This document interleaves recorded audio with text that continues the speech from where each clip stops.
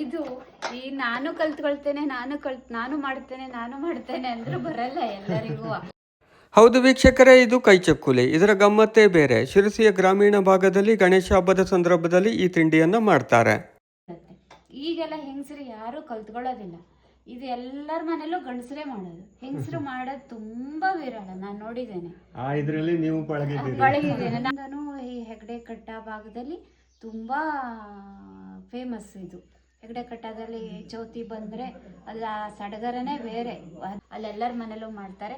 ಅದು ಅವರಿಂದ ಅಪ್ಪನಿಂದ ಮಗನಿಗೆ, ಮಗನಿಂದ ಮೊಮ್ಮಗೆ ಅವ್ರಿಗೆ ತಾನಾಗೆ ಬಂದ್ಬಿಡುತ್ತೆ.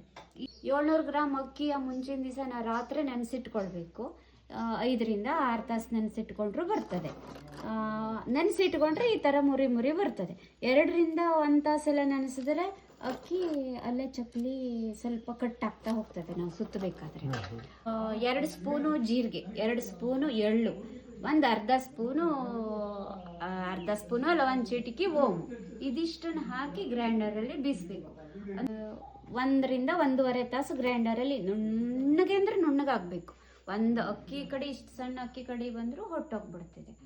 ನಂತರ ಮಣೆ ಮೇಲೆ ಈಗ ಈ ಥರ ಕೈ ಬೆರಳಲ್ಲಿ ಇವೆರಡೇ ಬೆರಳಲ್ಲಿ ಸುತ್ತಬೇಕು. ಹಿಂಗೆ ಆಗ ಮುರಿ ಇರತ್ತಲ್ಲ, ಈ ಥರ ಮುರಿ ಅವ್ರವ್ರ ಬೆರಳಲ್ಲೇ ಒಂದೊಂದು ರೀತಿ ಆಕೃತಿ ಆಗತ್ತೆ. ಒಬ್ಬೊಬ್ಬರ ಕೈಯಲ್ಲಿ ಒಂದೊಂದು ಥರ ಮುರಿ ಬರುತ್ತೆ. ಅದು ಹೀಗೆ ಈ ಸುತ್ತಿ ಅಂದ್ರೆ ಇಷ್ಟು ಚಂದ ಮುರಿ ಬಂದಿದೆಯಲ್ಲ, ಇದು ಕೈ ಚಳಕನೆ. ಅದು ಎಲ್ಲರಿಗೂ ಬರೋದಿಲ್ಲ. ಇದು ತಾಳ್ಮೆ ಬೇಕು. ಈ ಶ್ರದ್ಧೆ ತಾಳ್ಮೆ ಇದ್ರೆ ಮಾತ್ರ ಆಗತ್ತೆ. ಬೇರೆಯವ್ರ ಹತ್ರ ಸುದ್ದಿ ಹೇಳ್ತಾ ಇಲ್ಲಿ ಮುರಿ ಸ್ವಲ್ಪ ತಪ್ಪೋಗ್ತದೆ ಮಾತಾಡ್ರೆ.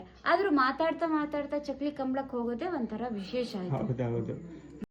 ಶಿರಸಿಯ ವೀಣಾ ಹೆಗ್ಡೆ ಹವ್ಯಾಸಕ್ಕೆಂದು ಕೈಚಕ್ಕುಲಿ ಮಾಡೋದನ್ನ ಆರಂಭಿಸಿದ್ರು. ಇವತ್ತು ಗಣೇಶ ಹಬ್ಬದ ಸಂದರ್ಭದಲ್ಲಿ ಒಂದು ಪುಟ್ಟ ಉದ್ಯಮವಾಗಿಯೇ ಮಾರ್ಪಟ್ಟಿದೆ.